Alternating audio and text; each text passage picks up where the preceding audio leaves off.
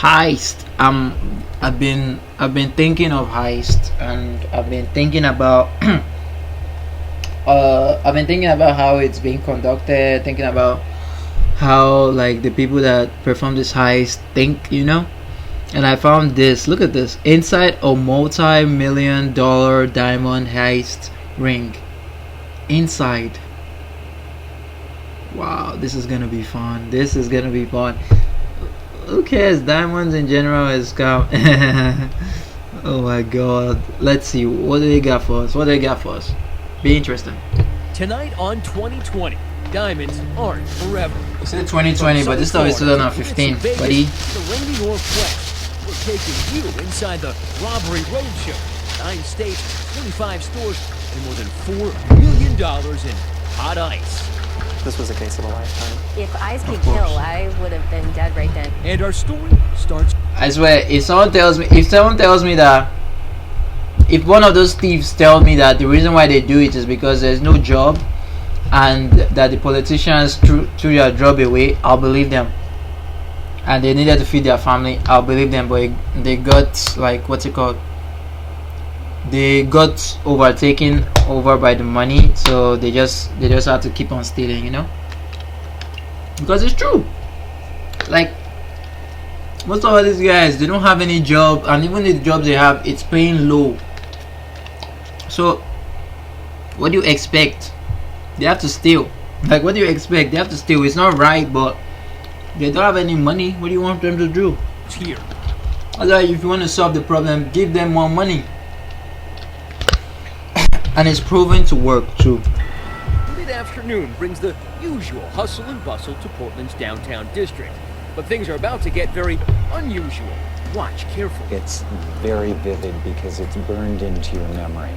Burned is exactly what jeweler David Margulis got the day architect Jason Shaw entered his store. He was very clean cut. He was wearing a nice shirt and tie and jacket. Like we're dressed. With money in Like his we're pocket and engagement. Like, no, thieves are never going to be clean cut. Like, no, thieves don't get clean cut. No, it's not possible. On his mind, the ring shop Bernie made up, buddy. the staff at ease.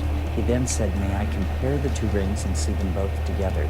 But in an instant, he changes the rules of engagement from a potential suitor to stone-cold crook. He turns ran? on his heels and just jumps off the stairway. He ran. Is this real life? He ran. This dude didn't even running care. out the door, and I took one look and knew what was going on and ran right after him. Crime alert now about a thief. Whoa. This dude ran. I thought I was gonna see something like professional. This guy just ran.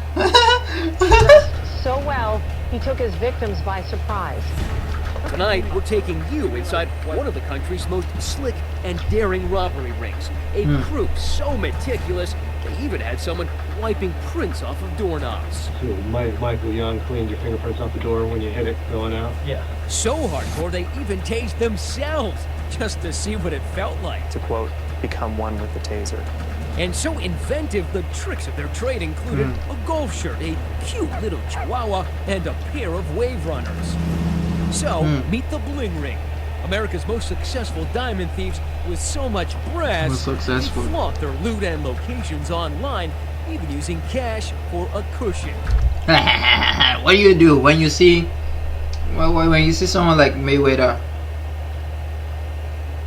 Of course, you want to fling those blings, man. Come on. Turning on the charm to steal hearts and diamonds. You're kind of describing the doppelganger for Brad Pitt in Ocean's 11. It was almost like it was a TV show type or a movie or something. Exactly. Tonight, we're taking you back to the Exactly. scenes of the crime. Wonder if you have anything to say to the people. Wonder if you have anything to say to the people. Get away from me. You'll see it all, every second of those hits. So the and people runs that what he stole on from? tape. Sorry. Because if diamonds are a gang's best friend, cameras are a cop's. They needed to be stopped. You didn't think about the cameras? I don't understand why you don't think about the cameras. Then we were the people to stop them. Of course you were. You're the police, right? Good evening. David is away tonight. A lot of young romantics want cares a about big David? I diamond, care but about do you you. know who else does? Jewel thieves. It is the #1 gem to resell for the high. Actually, I don't care about diamonds. I really don't. I like gold better, honestly. I know, I feel like gold could go on anything. I feel like diamonds should be for like women. It's so perfect on women. It makes them look super gorgeous. Me personally, I like gold. Highest value. So tonight we're taking you inside one of America's most notorious bling rings.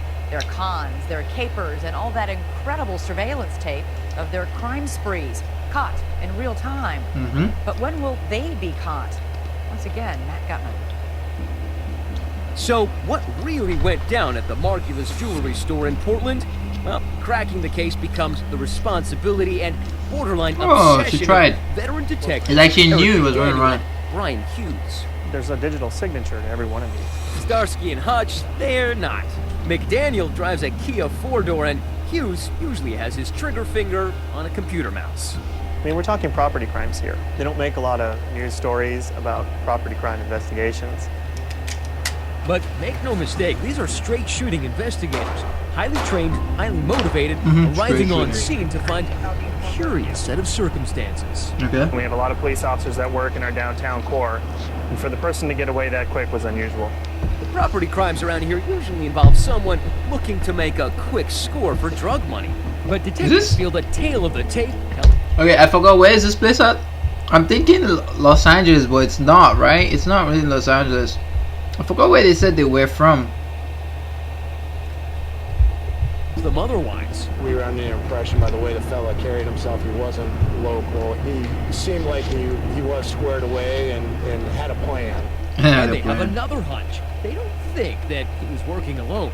There's got to be more than one guy. I mean, just from our experience, there always is. Let's click on drive, right? To show you what the police figured out and what the jeweler didn't realize at the time. The person must have known how to get away and must have had someone waiting for him to help him. That's correct. There's a team of fellas out here on the streets. They're making it sound professional, but all I hear is he took the diamond and ran away. That's it. That's all I hear. He took the diamond and ran away. Like, I'm not hearing anything smart. It just like, oh, okay, well, to someone, okay, what did he do? He gave the person the diamond and the police caught him. Of course, they didn't catch him. Looking out for him to do the theft. In this case, the suspect, dubbed the runner, has been provided all the tools needed to succeed. He's been told what to say, how to say it, even his identity is scripted. He's not Jason Shaw, and he's not an architect. He's wearing clear glasses to alter his appearance and a fancy suit to appear successful. All of it provided by a man sitting outside orchestrating the entire event. He's called the Risk. So all they are basically doing is GTA, because this is what happened in GTA. I mean, half of this happened in GTA. A little part of this happened in GTA. And he communicates if you played through it, a though. disposable cell phone. He pre-planned everything to a point where the risks were reduced and the likelihood of them getting caught was zero. The second in command is also parked nearby. He's called the Hero Stopper. The person that stops the hero is going to have some pepper spray on him or something to try to incapacitate the good citizen trying to stop the thief. Around the block, waiting for his cue with the engine running, is another guy. The getaway driver is getting into place. He's driving a white Dodge minivan stolen specifically for this job. You steal a car. You know that? It was never registered to you. There's nothing on paper showing you put money down for it, and that way you can just leave it. So there was a risk there, but I think it was a smart one. When the runner makes his move and exits store left, it's not a random choice. The risk producer has mapped out every step of the escape route. That's the jewelry store right there. This is Broadway. He hooks a left into the Pacific Center that has one very important feature. The runner ducks into a nearby office building called the Pacific Center because he doesn't want to be at the center of attention. He comes barreling down these stairs, races across the tile, and hits those revolving doors with a full head of steam. And that's this exit through the building on the southwest. You didn't see any police? Like, I mean, this place is all wealthy and shit. I think like there'll be police everywhere or something. There's a minivan waiting right here. Its doors open and they drive away with $147,000 worth of diamonds. It was very successful, but I do have to give the guys credit. But wait, there's more. The runner alerts the risk reducer of a mistake during the heist. He left fingerprints on the front door. And look at this. True to his title, the risk reducer returns to the store during all the confusion and wipes the prints off the door. He came back. Meanwhile, the getaway driver steers that Dodge minivan south toward Salem, where it's abandoned. Now everyone piles into a pickup truck known as the wash vehicle. This truck is not a stolen vehicle and has never been used in a crime, providing everyone inside with an added layer of protection. I think that they were very confident in their level of planning and their skills and abilities. True. But who are these guys? Nobody seems to know, and at this point the detectives are still playing catch-up. They Damn, so one person had to risk it. word out to pawn shops in case anyone attempts to sell the rings, and they run down a host of dead ends. There were other tips that came in that I had to follow up on. They didn't seem promising. Hughes and McDaniel suspect this isn't the work of a local crew. These kinds of crimes are not real common here. Damn, it's so interesting. It's so interesting. They haven't caught them. Damn, and it just like it sounded so like the person just running out like that just felt so easy. Like it was that easy to get your stuff and dip. Like what? Here in the Portland metropolitan area. I had been a property crime protective. investigator for some time and was familiar with the crime trends in Oregon, and that was unique for this state. And whoever the so-called Jason Shaw really is, he hasn't stuck around to find out how the story ends. With all the cameras, we had a very clear view of him. However, it was a cold trail because he left the city. Maybe, but it doesn't look like he and his crew went far. Another robbery goes down about 10 miles outside of Portland. It has happened again and again. It is caught on camera. A bold diamond theft, this one in Lake Oswego. This time, the runner's bundled up in hat and gloves with a warm heart for his girlfriend. He said that his girlfriend loved one of the necklaces that was in the window and asked to see it.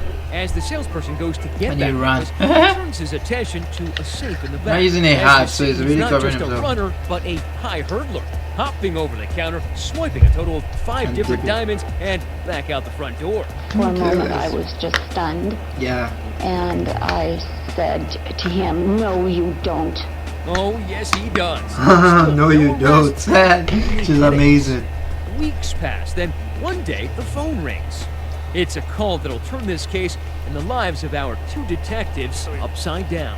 We knew this is going to be something that we're never going to get to experience again in our lives as far as an investigation. This was a case of a lifetime. Is it? Is it really?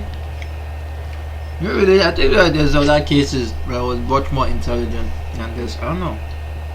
Doesn't feel that. It doesn't feel that intense. I mean, at least they got what they wanted, right? I mean, there's a part 2. I feel like I'm gonna have to watch that. I mean, I feel like I'm on the loop, but I'm gonna end this here, man.